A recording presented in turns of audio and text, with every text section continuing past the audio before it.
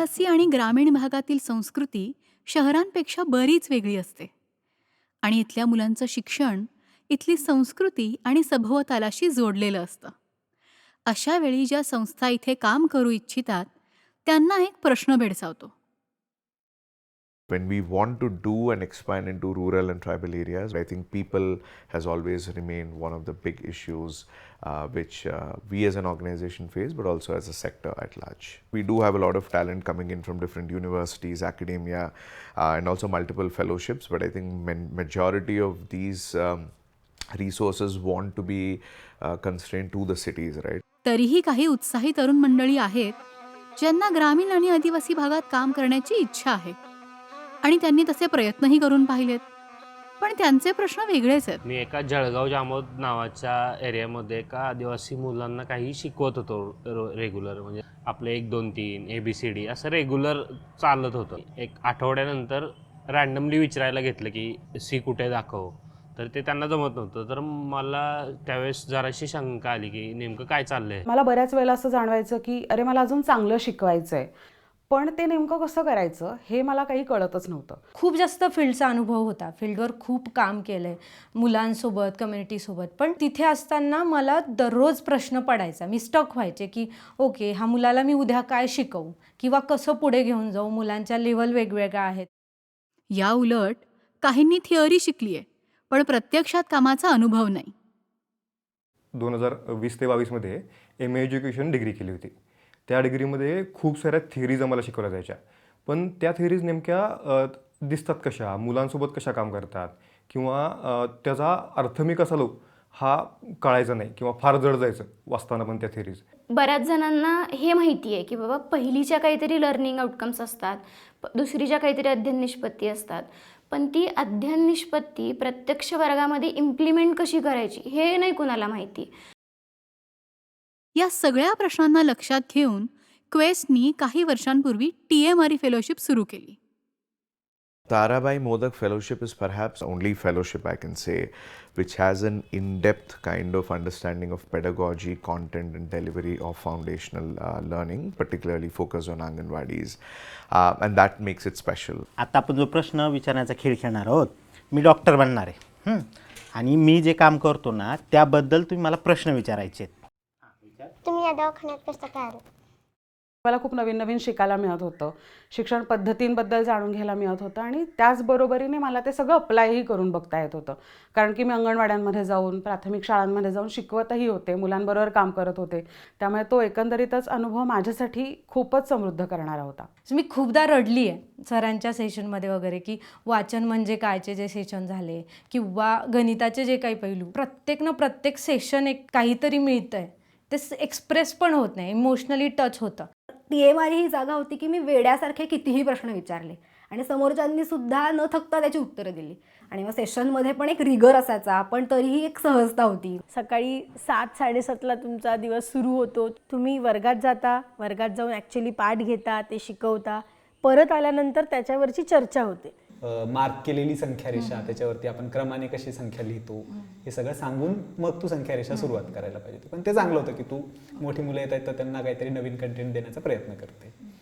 पेडॅगॉजीची एक समज निर्माण झाली, ती खूपच मूलभूत होती असं मला वाटतं, कारण की ती आजतागायत मला प्रत्येक टप्प्यावरती उपयोगाला आलेली आहे. मग ते फॅसिलिटेट करताना असेल, कॉन्टेंट डिझाईन करताना असेल, सेशन्स डिझाईन करताना असेल, मुलांच्या असेसमेंट्स कशा घ्यायच्या, ते टूल्स डिझाईन करत असताना कसे प्रश्न विचारायचे, सो प्रश्न विचारत असताना डेटा कसा कलेक्ट करायचा, सो ती सगळी जी लेन्स आहे तर ती रिसर्चच्या सेशनमधनं आम्हाला मिळाली होती. मुलांनी थोडासा दम धरला पाहिजे, इतरांना बोलायची संधी दिली पाहिजे, स्वतः थोडंसं त्याचं मत थांबून ठेवलं पाहिजे, ही एक अध्ययन निष्पत्ती आहे. आत्ता आपल्या पहिली पायरीच्या प्रोजेक्टमध्ये बघितलं तर 3 ते 6 वयोगटाची मुलं हे करताना दिसत आहेत आम्हाला. इथं असं वाटतं की येस, आपण फेलोशिप केली, वर्षभर मेहनत घेतली आणि मग अशा प्रकारचा आपल्याला पर्स्पेक्टिव्ह मिळाला, तो खूप महत्त्वाचा वाटतो.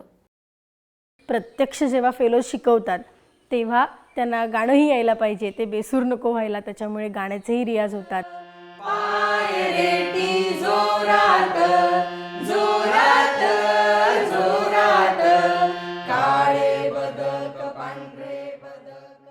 म्हणजे शिक्षण म्हणजेच फक्त वाचन लेखन किंवा गणित हे नसून गोष्टी आहेत, कला आहे, थिएटर आहे आणि त्याचंही वर्कशॉप आमचं सायमल्टेनियसली TMRE होत होतं.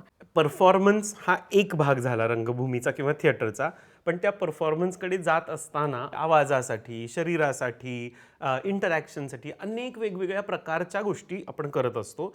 त्या प्रक्रियांचा शिक्षणामधला वापर म्हणजे अप्लाइड थिएटर. अप्लाइड थिएटरने हे शिकवलं की मुलांसोबत डील कसं करावं, मुलांना शिकण्यासाठी अजून जास्त प्रेरित करतील असे एन्व्हायरमेंट्स कसे तयार करायचे. प्रत्येक मुलाकडे, प्रत्येक कृतीकडे संवेदनशीलतेने बघणं.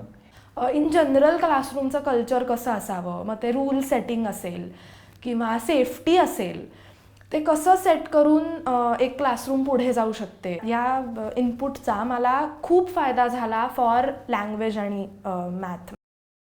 पण इथे मिळणारा अनुभव हा फक्त वर्गापुरताच मर्यादित नाही. क्वेस्ट ही संस्था साधारण 100+ लोकांची आहे.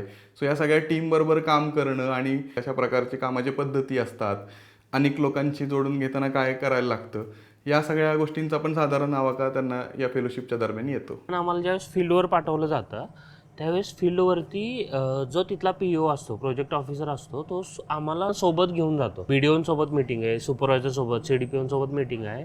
तर त्या दरम्यान तो जे इंटरॅक्शन करत असतो तो त्याची टीम कशी हँडल करतोय, त्याचे जे एक्सपेन्सेस आहेत ते कसे हँडल करतोय, या सगळ्याचं आम्हाला फील्डवरती ते नॉलेज दिलं जातं. TMRE दरम्यान जे आमचे सेशन्स झालेले, ज्यात पब्लिक पॉलिसी रिलेटेड सेशन्स होते, त्यांनी एक आम्हाला पर्स्पेक्टिव्ह मिळाला की एक प्रकारे पॉलिसीमध्ये जे लिहिलेलं आहे ते ग्राउंडवरती कसं इम्प्लिमेंट व्हायला हवं आणि जर नसेल होत तर त्यामध्ये गॅप्स काय आहेत.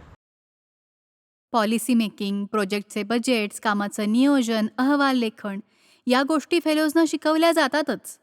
पण शिक्षक आणि अंगणवाडी सेविकांचं ट्रेनिंग, ऑनसाईट सपोर्ट, गृहभेटी यामध्येही त्यांना सहभागी करून घेतलं जातं. यामुळे फक्त एज्युकेटर म्हणून नाही तर लीडर म्हणूनही ते घडतात. जेव्हा गडचिरोलीचा प्रोजेक्टला जायची वेळ आली तेव्हा माझे आई बाबा इथे येऊन सगळ्यांना भेटले आणि त्यांनी निलेश सरांना असं सांगितलं की तुम्ही हिला सगळं द्या, पण हिला म्हणजे बजेट वगैरे जर तुमचं असेल तर ते काहीही देऊ नका. ते जर दिलं तर तुमचा प्रोजेक्ट नक्की पूर्ण गडबडेल. प्रोजेक्टला गेल्यावर सगळंच सांभाळायचं होतं, सो मी बजेटही सांभाळलं. गडचिरोलीचा प्रोजेक्ट नाही पडला, नाही झाली गडबड. तर हा कॉन्फिडन्स ह्या फेलोशिपने पण दिला आणि ह्या क्वेस्टने पण दिला असं मला वाटतं आणि म्हणून मी अजूनही इथे काम करते. आणि ही शिकवण घेऊन हे फेलोज भारतातील वेगवेगळ्या ठिकाणी काम करत आहेत. प्रदीप हा उत्तर प्रदेशातील बलरामपूर येथे क्वेस्टकडून पाणी संस्थांच्या प्रोजेक्टवर काम करतोय, तर विशाल हा स्नेहालयमध्ये लेट्स लर्न इंग्लिश हा प्रोग्राम राबवतोय. आकाश अझीम प्रेमजी युनिव्हर्सिटीमध्ये मास्टर्स करतोय, तर हिमानी अशोका युनिव्हर्सिटीमध्ये यंग इंडिया फेलोशिप करते. मंदार, योगी आणि सूरजने पहिली पायरी प्रोजेक्टमध्ये कंटेंट क्रिएशनची जबाबदारी घेतली आहे, तर नरेंद्रने गडचिरोलीमधील प्रोजेक्टवर काम करता करता तिथल्या मुलांसाठी त्यांच्या भाषेतील आणि त्यांच्या भावविश्वातील पुस्तकही लिहिलंय.